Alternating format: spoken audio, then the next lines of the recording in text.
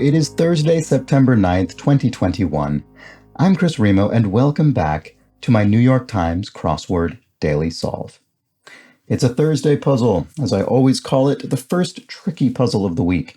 Not necessarily the first difficult puzzle of the week. Any puzzle could be difficult for anybody, depending on what they bring to the puzzle, but Thursday's the day when things get a little more unusual. Usually there's some kind of strange theme or gimmick.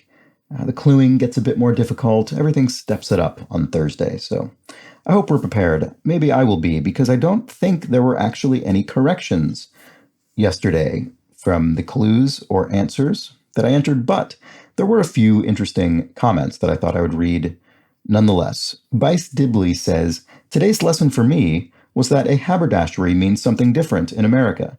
In Australia and the UK, a haberdasher is somewhere you'd buy sewing supplies, needles, ribbons, buttons, etc. I had no idea it referred to a men's clothing store in the US. Yes, that is a good point. I should have mentioned that yesterday. Haberdashery in the UK, and so Australia as well, presumably I now know, comes from a history of the sort of the linen trade and things like this, and that went now is the sorts of things that Bice points out. In the U.S., it is menswear, which is what I mentioned. And a thing that makes it particularly confusing is that they would both traditionally be sections of a department store. So there's a lot of overlap, and obviously they derive from the same thing, but that's something to look out for. I don't know how often haberdashery comes up in the crossword, but there you go. And Michael H. raises again the issue of clues and answers being inconsistent in terms of whether they contain abbreviations. He refers to a clue popping up again around IPA and ales. And I think one thing to keep in mind is that it's true that generally speaking, when an answer must be abbreviated, usually that will be paired with an abbreviation in the clue. In other words, if you need to enter an abbreviation into the grid, there will be something in the clue that hints at that, whether it's an acronym or a contraction or an abbreviation or something like that. But it's not necessarily the case the other way around.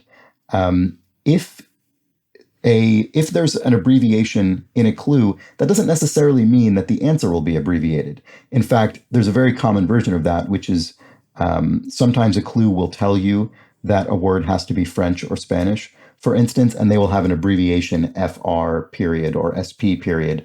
That does not mean the answer needs to be abbreviated. So you could argue that's a bit inconsistent, but I think the reason it is that way is because if they were never allowed to use abbreviations in clues unless the answer was an abbreviation, that would probably make a lot of cluing more difficult, because you couldn't use common abbreviations that everyone understands. I've never understood the language one personally, but anyway, I'm not going to dwell on that any further. Let's keep moving on. I'll address this sort of thing if it actually comes up in puzzles again, certainly. A very interesting point from David Chamberlain, who points out that referring to Lhasa as a Chinese provincial capital, which happened in yesterday's puzzle, is potentially controversial given the annexation of Tibet by China. So while technically correct, I wonder if there's precedence in the crossword for how to handle clues and answers like this with their geopolitical baggage. I feel like this particular clue could have easily been simplified to Tibet's capital, as they did with 25D, Rwanda's capital, in the same puzzle. Yeah, that's a very good point. Lhasa is the capital of the Tibet Autonomous Region in China, and it is, while that is certainly technically true, as David observes, it is to some extent politically contested. There is a government in exile of Tibet in India, I believe. So that whole thing has a lot of baggage around it, and probably could have been more easily sidestepped with some different cluing. So anyway, let's get on to Thursday's puzzle by Billy Bratton, edited, as always, by Will Shorts. No need for any more preamble. Are we ready to get started? I say okay. I'm already seeing there's a lot of white space in this grid, so we've got some long answers. That was the theme. I won't look at that just yet. But let's get going. So here we have Blank Blackburn, Tennessee's first female senator.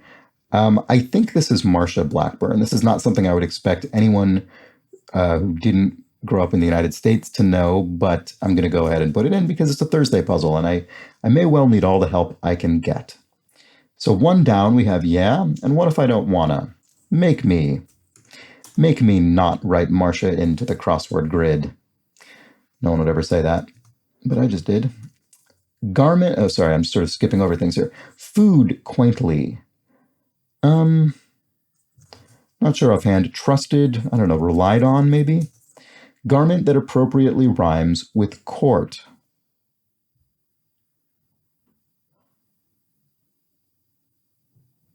What am I not?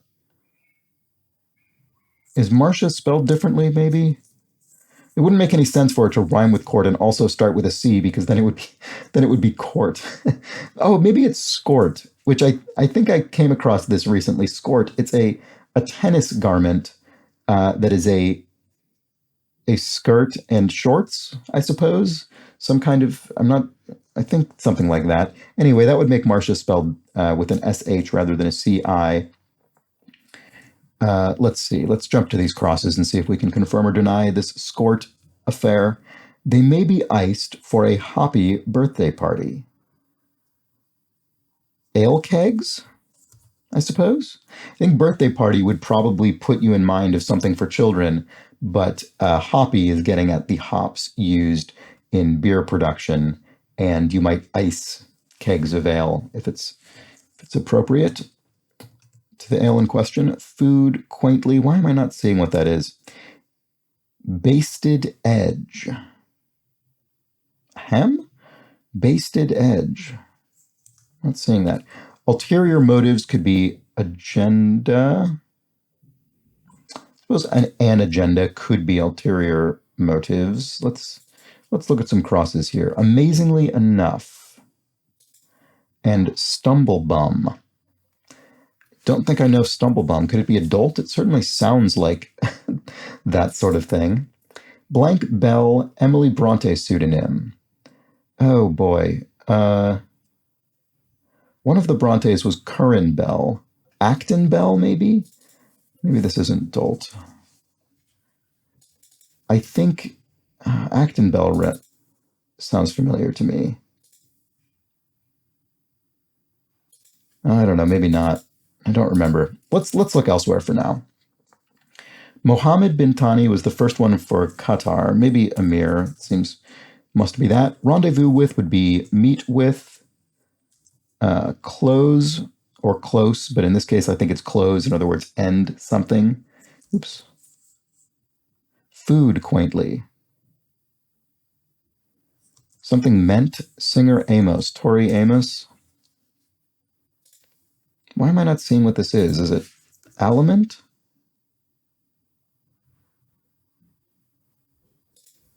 Basted edge. For some reason, this must be a meaning of basted, I don't know, but I want to think it's a hem because hem is an edge, for instance, in haberdashery. In a silent way, trumpeter.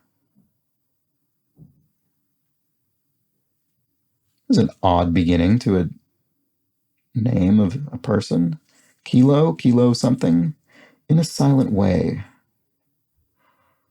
Gonna have to come back to this. Amazingly enough. Neatly? That doesn't seem amazing enough to be amazingly enough. Word with shot or happy.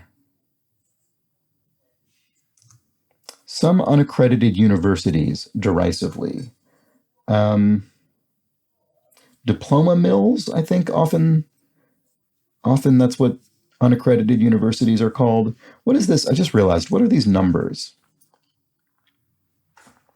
About 3 to 5. About 57 to 1. I'm not sure yet what's going on with this theme. Animal whose teeth are the strongest substance in the natural world. Wow. Wow. I don't know. That's fascinating, though. I'll be interested. Makeup shades that match skin tones.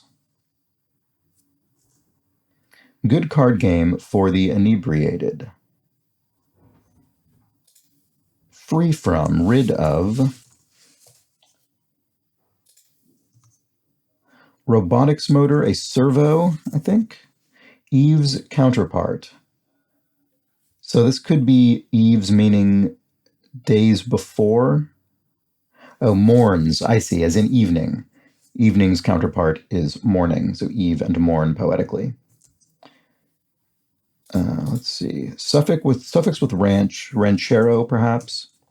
Treaded winter vehicles, snow. I think this might be Snowcats with SNO. I think it's a brand name. I've seen this before. It may be iced for a happy birthday party. Very clever. So we've got they may be iced for a happy birthday party. And here we have it may be iced for a happy birthday party. A cake, you would ice a cake. Bias, could be slant. So true.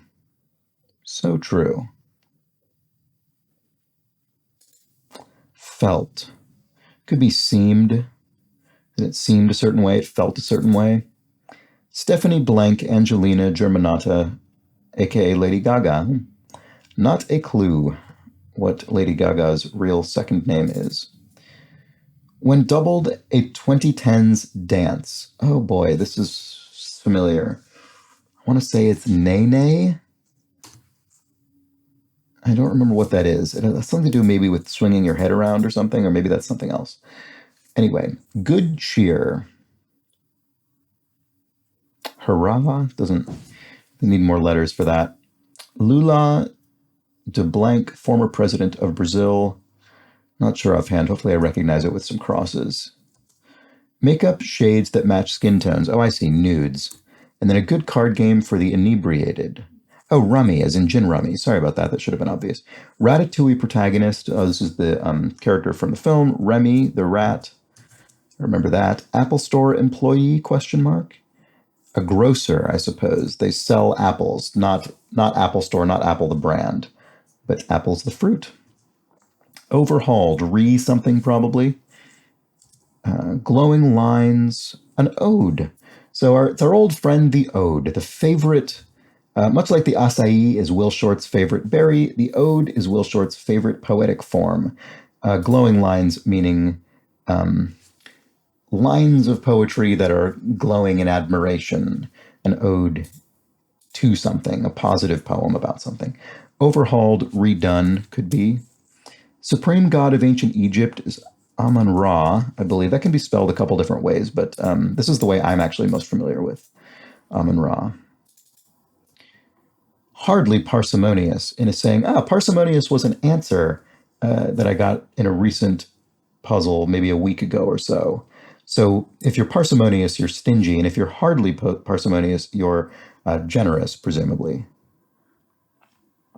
But there's something weird going on with this theme, and I don't yet understand it, so I'm going to keep skipping over those. If you signs up in roles, only one L in the UK, so watch out for that if you're from the UK and you're wondering why there's an extra L. Work well together, could be gel maybe, or meld. Let's not put that in yet. Let's see, what do we have here? You sure about that? Really? So maybe it is gel. Here we have Aéroport d'Orly is one of the French airports near Paris. Orly Airport. Aéroport d'Orly, my terrible pronunciation. I always struggle with this because you have to separately pronounce aéroport. Aéroport. Ugh. Gross. Sorry, I won't make you listen to me do that anymore. Length times width times height is what this looks like. L times W times H. What I would think of as being area. Maybe it's not. Maybe it's something else. Oh, volume, of course. Sorry, not area. Area would be length times width. But when you add height, we get 3 dimensions, and it's volume. Oh, what you have to do to interpret the answers to 16, 25, and 40 across. Convert them? Convert the units? Oh, so if this is kilometers Davis, Miles Davis, the trumpeter In a Silent Way. Unbelievable. That is ridiculous. Kilometers Davis. So what is this? Gram foolish, gram pound foolish. So here we have about 3 to 5. I see. Yes. Conversion rate, kilometers to miles. Here we have conversion rate, grams to pounds, gram foolish, pound foolish. In other words, penny wise, pound foolish is the saying. So if you're the part of that that means you're hardly parsimonious, in other words, the part that means you're not careful with your money, not stingy with your money, is the pound foolish or gram foolish part. So true. Oh, maybe this isn't the units. Because so true could be I know. So what is this? Oh, right. I just don't know what this is. Maybe let's remove some of my things here. Oops. Oh, no. Because I'm not quite certain. I'm certain about Orly, pretty certain about snowcats and slant. I know does seem right. There's so few things that could start with IK like that. Let's look elsewhere. Where have we not looked? You betcha.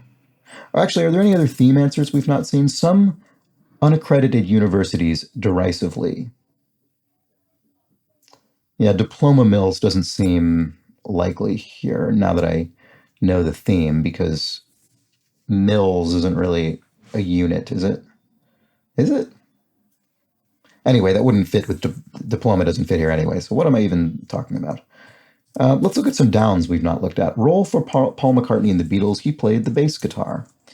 Is calculating, say, adds? If one is calculating, one adds. Magic organization. I'm guessing this is sports. Magic team, the Magics. Veep co-star Clea something, I'm not sure. I've seen that show, but I don't recognize that name. Like the left side of the aisle traditionally. Could this be referring to a wedding party and a wedding audience? Not sure. Reddit moderators, e.g., in brief. Reddit moderators, in brief. Admins, doesn't fit. Stay-at-homes, question mark. Maker of sweet eggs, Cadbury cream eggs. Magic organization.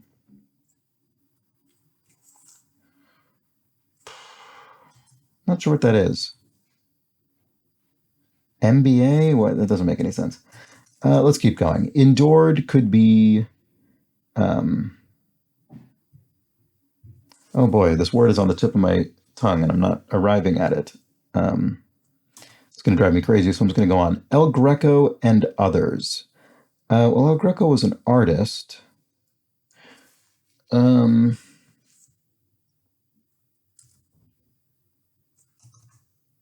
Stumblebum. Kind of hitting a wall here. Sorry about that if you're seeing a bunch of things I'm not. 1947's Blank Hartley Act. This is another U.S. political reference. The Taft-Hartley Act is what that is. Again, wouldn't really fault anyone for not knowing that one. Good cheer, oh, mirth, I see. I was thinking about that incorrectly, but it means good cheer in the broader sense of being in fine spirits. Couldn't be a snail, could it? Probably not. Let's see. What is this? And what is this? You betcha. Of course? Yeah, I suppose so. So what is this? Steal could be cop or con, maybe. Con wouldn't be not quite accurate, I don't think. Let's just erase these for now. Like the cream of the crop could be top something. People based in Kakatsmovi Village, Arizona. It could be the Hopi tribe. Another pretty American clue, I would say. How a controversial topic might be debated hotly, I would say. Diamond data. Diamond data. Oh, outs maybe? A baseball diamond? That seems plausible. A statistic. Sign of late February. Sign of late February.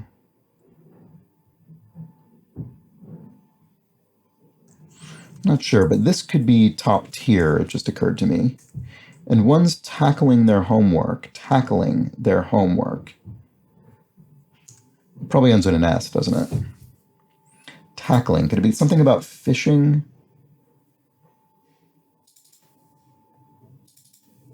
Maybe. Convert, oh right, what was this again? What you have to do to interpret the answers to 16, 25, and 40 across. Convert the, no. Convert to Oh, metric. Oh, of course. Sorry, I should have gotten there more quickly. I didn't. It didn't even occur to me that these were all metric units. I was thinking they could be units of anything. That should make this a little easier, actually. But yes, convert to metric. Very good. So this must be so true. I know, and then felt must be seamed. One's tackling their homework. Dryers. What does that mean? Maybe we'll see. I suppose. Oh, sign of late February. I see. Sign meaning zodiac sign, Pisces. So steel is cop, right? Okay, that's what I thought. Country music's blank young band. Ugh, I don't know. I don't know this at all. Eli, I suppose. Oh, I see. One's tackling their homework. So I was, I knew there would be some sort of punny thing in here, and I should have guessed it was home because homework, which is usually a compound noun, has been separated into home work. So I should have focused on that more. I was focusing on the tackling incorrectly. This means DIYers, do-it-yourselfers, people who do home improvements themselves. So this could be, oh, gel with a J, and that would make Stephanie Joanne Angelina Germanata, which sounds more plausible than Goanne, or Joanne spelled with a G. So let's see. Could this be snail? Did I already say that? Would that work here? El Greco and others. I keep wanting to say Cretans. Would that work? Stumblebum could be adult.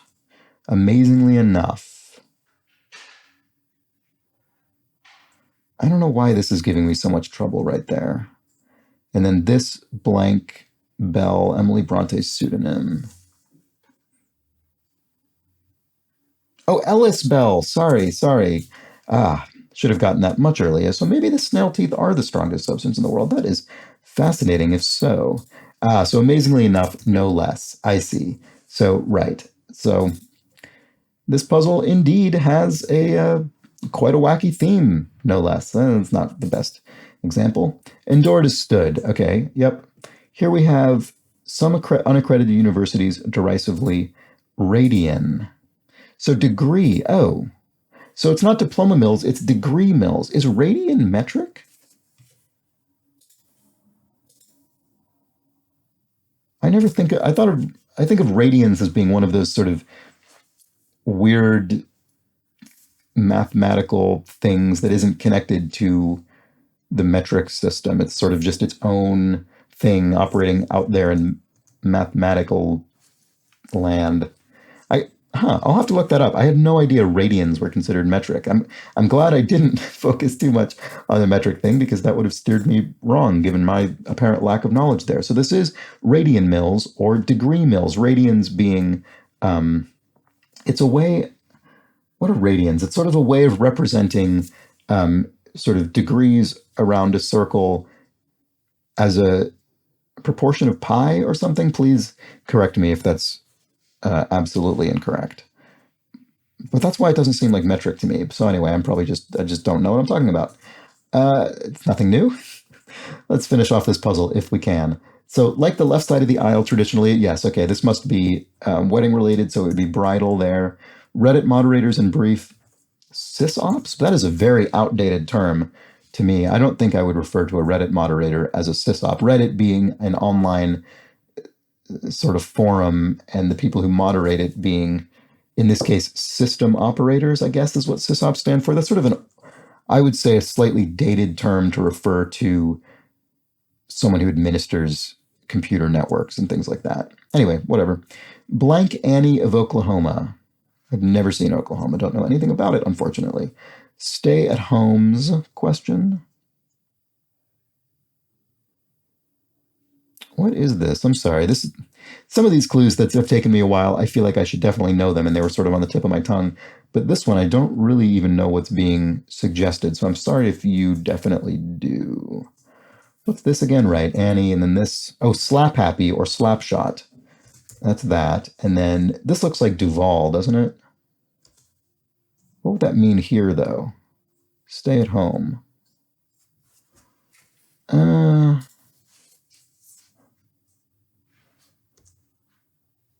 Band. What is this? Sorry, folks. It's always annoying when I get to basically the end of the puzzle and then can't close it out.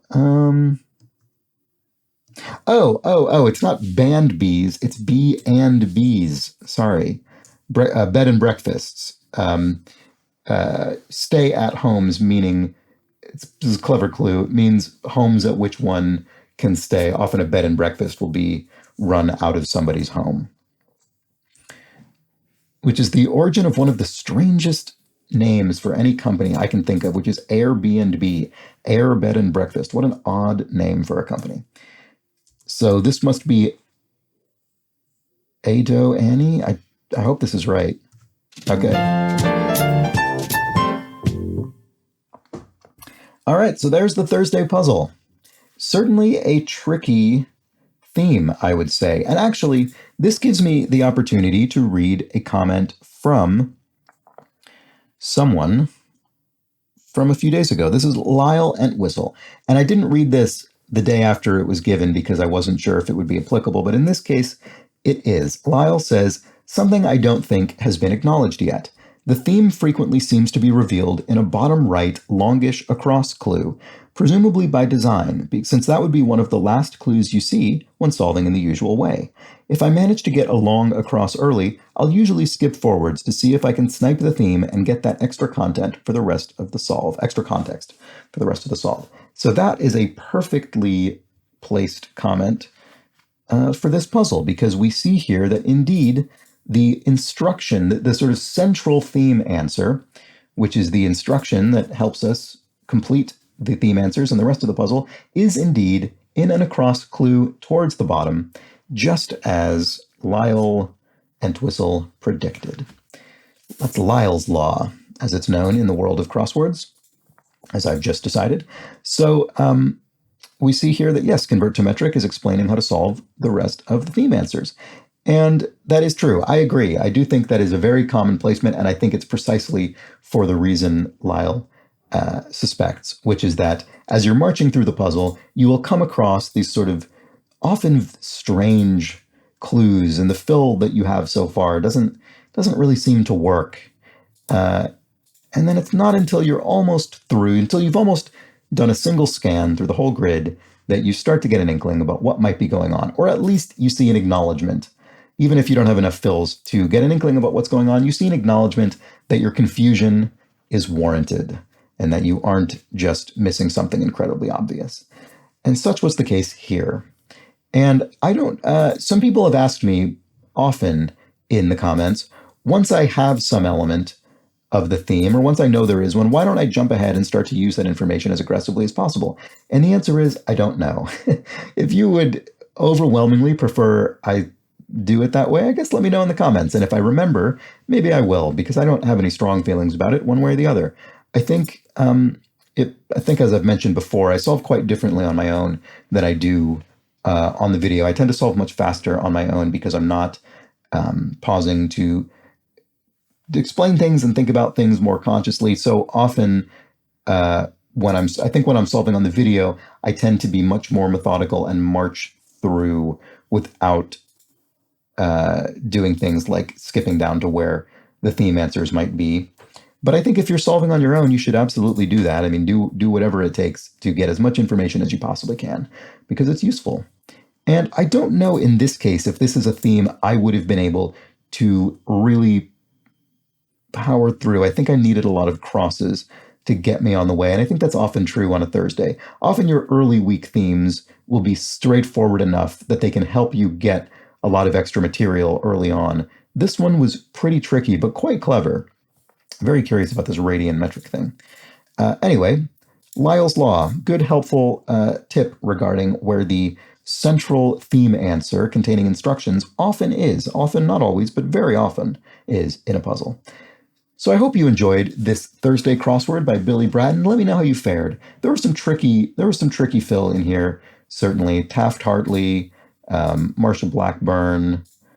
I didn't know Clea Duvall. Although, Clea Duvall, is she also a director, actually, now that I think about it?